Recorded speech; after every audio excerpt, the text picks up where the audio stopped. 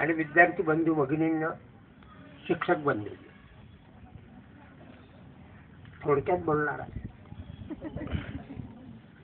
सगळे मॅडम बद्दल चांगलं चांगलं बोलतायत, मला जास्त काय चांगलं बोलत म्हणून मी थोडक्यात बोलणार आहे असं नाही. मी थोडक्यात बोललो की पुष्कळांना आनंद होतो.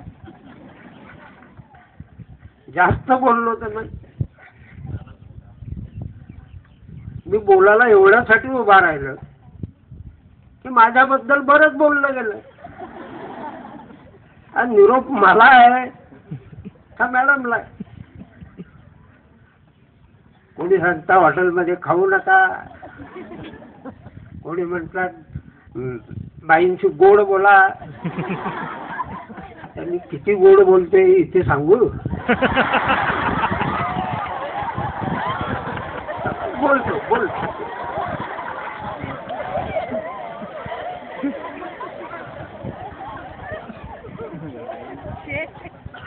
मॅडमला चांगलं म्हणा, त्याच्या म्हणताना मला 2-4 फटके का बरं मारता? माझा सत्कार होता तेव्हाही माझ्या एका मित्राने माझी स्तुती करताना, जर मी मॅडम असतो म्हणजे तो,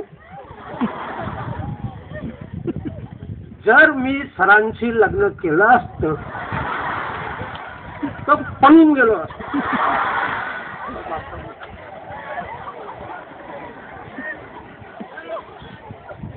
त्यावेळेला मी काही उत्तर दिलं नव्हतं, पण आता देऊनच टाकत. अरे अशा माणसाची मी केलं असतं का?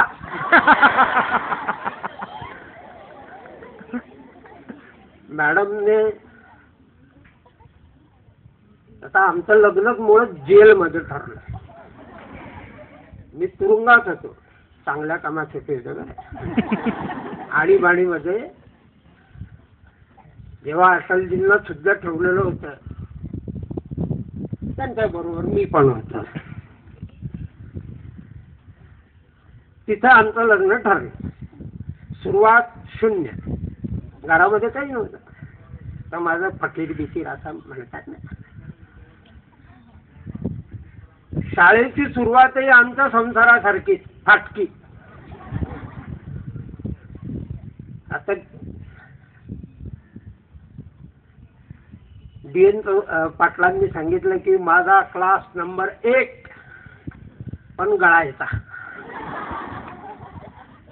शाळा तेव्हा गळायची पण आता नंबर 1 झाली.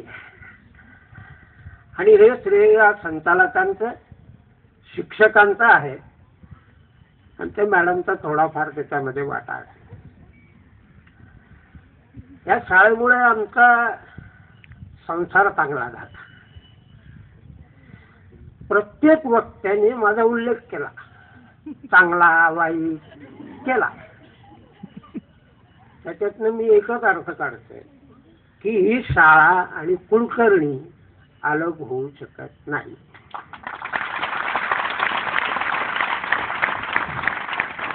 कसा का असेल ना, उल्लेख केलेला आहे. ह्या शाळेच्या एकोप्याचं कौतुक करावं असं आहे. सुरुवातीपासून एकत्रित लढले आणि जिंकले.